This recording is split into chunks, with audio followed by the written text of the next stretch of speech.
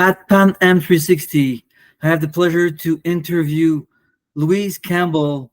Louise Campbell is a musician, cultural mediator, and music health professional. So those three axes of her practice, of her daily life as a professional, are linked this way in a very interesting experience that will be presented at the Flux Festival, more precisely at the Espace Orange of the Wilder Building on the October 8th and 9th at different time of the day. Uh, Louise will be sharing this experience with Naomi Silver-Vizina as a video artist, Amy Orve as a trumpet player, and also with some discussions with Rebecca Barnstaple as a mediator too. So, bonjour, Louise. Oui, bonjour. Merci beaucoup de m'avoir invité. Oui, oui, on est très heureux de faire ça. Alors, commençons sur cette démarche extrêmement intéressante parce que vous travaillez avec différents types d'êtres humains, des gens qui, parmi les gens avec qui vous travaillez, ont certaines difficultés ou connaissent un déclin de leurs facultés cognitives. Alors, donc, ça peut être Alzheimer, ça peut être Parkinson, alors différents types de démence. Alors, et vous avez décidé de faire de l'art avec ces gens-là, ce qui est extraordinaire. Oui, je pense qu'en fait, peut-être on peut reculer un petit peu parce que mon intérêt de faire de la musique, c'est de faire de la musique avec tout le monde, de tous les âges, peu importe leur background, peu importe leur expérience avec de la musique ou de l'art. Donc, quand on travaille comme ça, ça nous arrive de travailler avec des gens qui ont des expériences de vie très, très, très différentes que le nôtre. Donc, c'est ça que je trouve intéressant et vraiment stimulant juste en tant qu'être humaine et comme musicienne. Donc, au fil des ans, j'ai aussi commencé à travailler un peu plus dans les domaines de l'éducation, de la santé, de la communauté. Donc, forcément, j'ai commencé à travailler avec des gens avec des conditions particulières. Mm-hmm. So yes, I've started to work with a lot of different people, and the term that I'm most comfortable with using is that I collaborate with a number of people who are living with exceptionalities. And so that can mean that they may have a diagnosis that is according to a neurodegenerative disease, possibly. And you're right, I've done a lot of work with people who have dementia and Alzheimer's, as well as Parkinson's. Mm-hmm. That happened as a result of the Peace of Mind Collective, which was run by Nyla Kuhlman, and it was bringing together people who have a diagnosis of a neurodegenerative disease, neuroscientists, and artists, of which I was one. And so with that, I started to learn more about these particular conditions. And the point of it was really to use art in order to better express the lived experience and the scientific knowledge. And so art was used as a communication tool.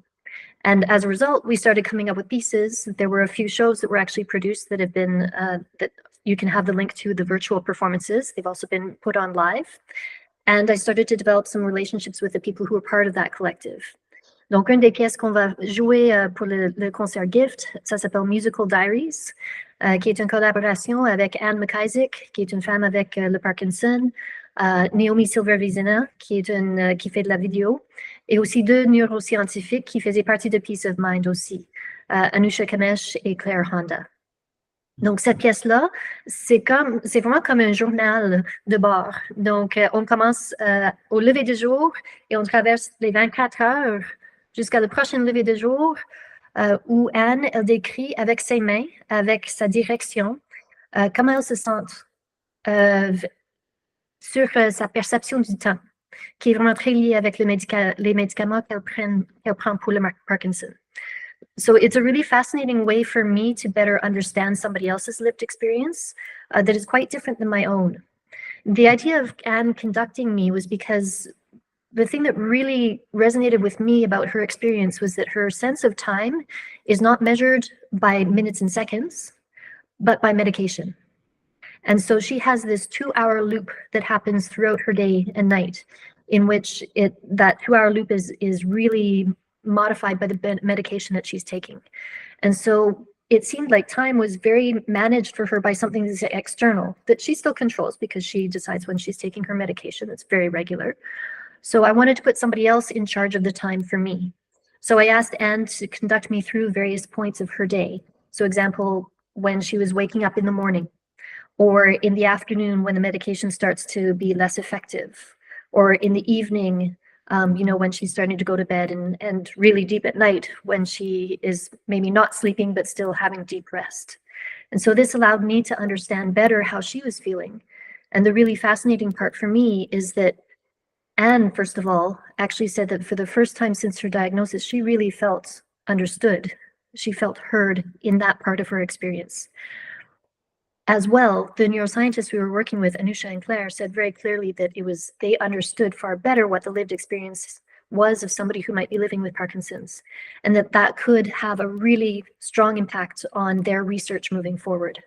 So it's a really wonderful way to actually see this understanding and this greater empathy that's being built, and the way that, the scientists can take this better understanding and maybe have a better impact for the people who are living with these conditions.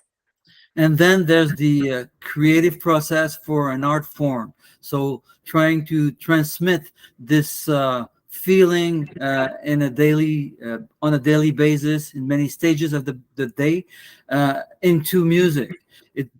So how this connection is done, the way the person who lived this situation is transmitting her feelings to a musician. The way that we did it for this particular piece was really her conducting. So she would explain sort of like, okay, this is what I feel like when I get up in the morning. And it wouldn't be a long explanation, be a minute or two. And so I would have an idea of sort of like what that would feel like for her. And then I told her, it's like, okay, so you can use your hands. Very roughly, we were saying, hands up high was higher and faster, hands down low was slower and more calm. And so from there, I started to improvise, and she would conduct me through her sense of the day. And I mean, Anne is extremely artistic. She's a beautiful photographer herself, and also played flute many, many years ago. So we started to develop this kind of very reciprocal kind of language together. I also wasn't the only musician who was playing with her. The two neuroscientists were also quite accomplished musicians themselves too. So she would also conduct them. And then we would have a discussion about how it went afterwards, where Anne would be like, okay, yeah, that was really it. Or not quite, like we need to work on that again. It is definitely a challenge for me, because me as a creative artist, I tend to make very slow music. Even when I set out to make fast music, there's something very slow about it. But there's a part of Anne's day where it's not slow at all. And the way she describes it is there's a crescendo of symptoms that happens in a certain part of her day when the medication is less effective. And so as a musician, I had to really learn how to portray this kind of chaos that happens. And so it's really, it's quite interesting for me musically, because I have to find new ways in order to communicate what she's telling me it feels like for her. Mm-hmm. Yes, I understand. Very, very interesting. Well, we just observed that any possibility of living situation from a human being can generate art, and this is another example, very, very beautiful example of that. So if we try to imagine the setup on stage, there will be instruments, her, and how can you describe it? Actually, not quite. I would love to actually show everybody and improvise with Anne live, because that's the most fun. It's really great. What we decided to do actually was make a video. Okay. And so we made a video in which we were, really demonstrating her 24 hours. And there are multiple times in it when she is actually conducting. So I follow her conducting on screen. During the crescendo of symptoms, there are sometimes multiple versions of herself, multiple versions of her hands. So I can decide to follow one version of Anne or a different version of her hands, so that the music comes out differently every single time. It's actually quite hard to play this piece. But I think that that's actually very pertinent, because what I understand from Anne and other people who have Parkinson's is that every day is a new day. And so you have to learn something new again every day. You can't just assume it's going to happen the way it did yesterday. And so with this piece, it comes out differently every single time, because, I might, I play with guitar gear, clarinet with guitar gear. So I might kind of get my pedals a little mixed up one time, or, there'll be something that'll happen differently, and then Anne is busy conducting me in a different way on the video. So the music comes out differently as well too. I see. So, well, it's a sort of interactive thing. You didn't take, well, it was maybe a good choice to present a video for a first time. Maybe you could do some live performance in real time with everybody. Would you think that? Actually, we've already done that with Peace of Mind. There have been several live performances in which Anne is actually the star of the show. It's a little tricky because Anne's condition can change from day to day Oh, yeah, I see. and over the course of the day. So yes, I would totally love to have Anne be a live performer, and she is amazing at it, honestly. Like, she's become an artist at the age of 60 something, and that's really wonderful. I was hoping to find a way to make sure that we can, that we have a backup in a sense, so we can always play this piece with video.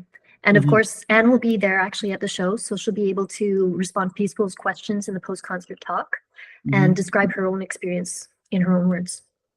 Il y a d'autres pièces au programme aussi, hein? Oui, il y a plusieurs autres pièces aussi. Il y a une autre Est-ce qu'on pièce peut qui présenter le programme sommairement? Can we oui, present the program just briefly to know what's in this whole experience?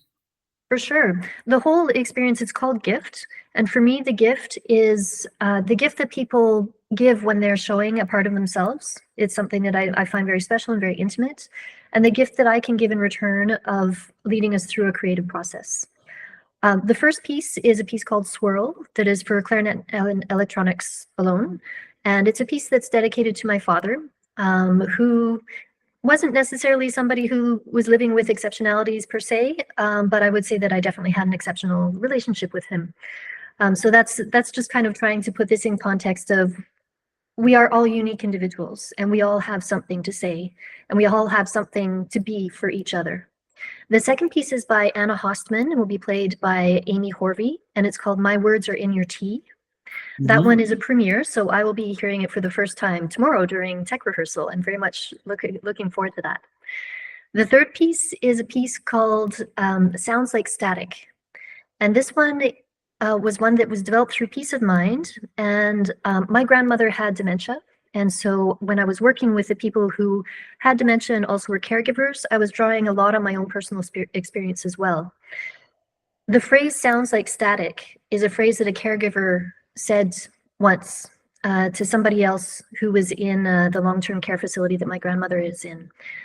There was a person there who was quite upset because her husband had quite aggressive Alzheimer's, and she was just trying to make sense of all of this.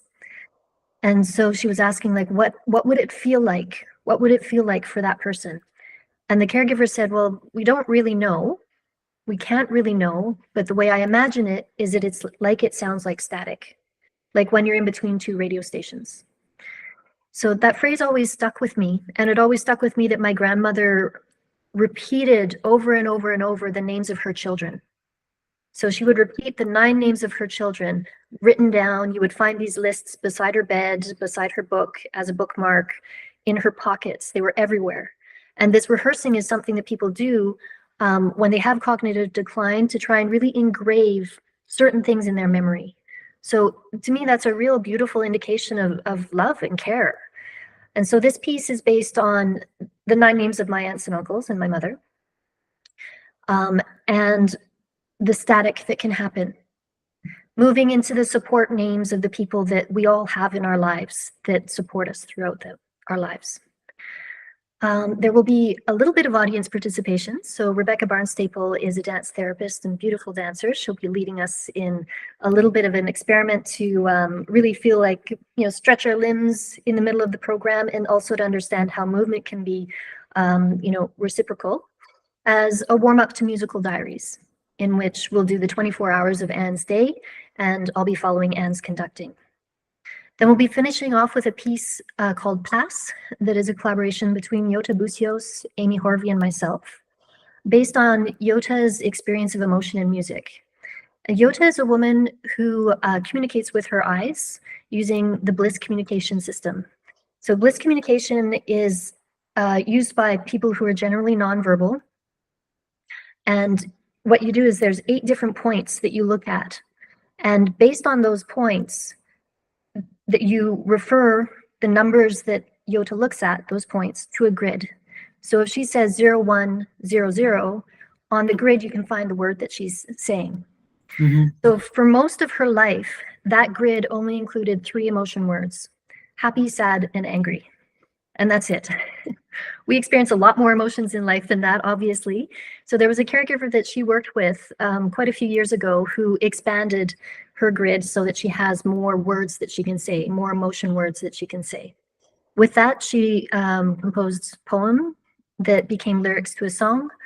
And we used those words in order to understand how she was hearing music. Yota's favorite band is Metallica. So being a clarinet player, Metallica is a little hard to imitate. So at the time, I was living very close to a train track. So I went out and did some field recordings of Train, which is a version of heavy metal. That was as close as I could get to Metallica. And you'll hear many, many different sounds of this train passing by. And this idea of the train passing by is big emotions that can pass through us. And sometimes they can be very cataclysmic, and other times, you know, they take a while. You can hear them going off in the distance. So this idea of emotions as we live them and passing through. And so that's one that we'll be very excited to present, because Yota's community center, the care center, will all be coming to the show on Tuesday. And it'll be the first time that they'll be able to see the video and hear the piece as well. Excellent. Excellent. Sounds very good. Well, it's multitask experience. You know, it's artistic, but also we learn a lot about those people and the way it happens. My own mother died from Alzheimer's, so what you explained in your last answer, I know about that a lot, so I can relate to this very easily. So I thank you very much for all you've achieved yet, and what we're going to live with your collective on the 8th and 9th, October 8th and 9th at the L'Espace Orange of the Wilder Building in the FLUX Festival. Louise, I thank you very much for this. Thank you very much. Thanks for taking the time to speak. Bye.